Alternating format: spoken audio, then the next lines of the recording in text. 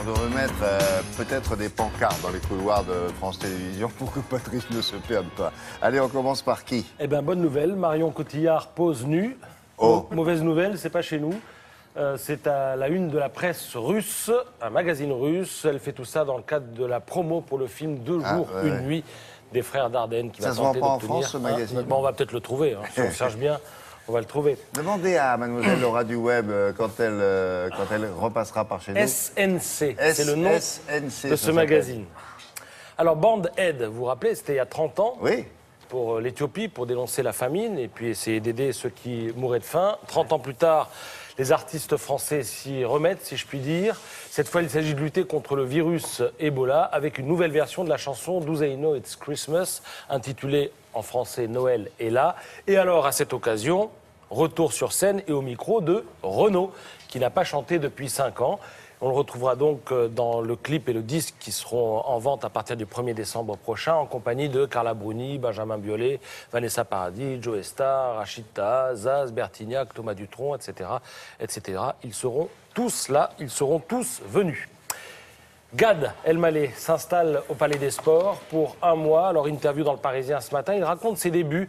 Un jour, il était au Palais des Glaces et on lui disait tous les soirs, Michel Drucker va venir. Et tous les soirs, il regardait, Michel Drucker venait pas. Et puis, un jour, Michel Drucker arrive et va le voir dans sa loge après le spectacle. Alors là, Gad Elmaleh, il arrête tout, il prend le téléphone, il appelle sa mère. Oui. Il est 23h30 à Casablanca. Oui. Il appelle sa mère, il lui dit « Je te passe quelqu'un.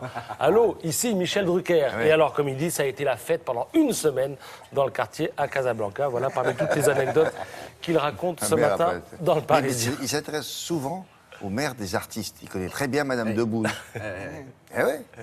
Bonne idée d'ailleurs pour connaître le fils, de parler à la mère.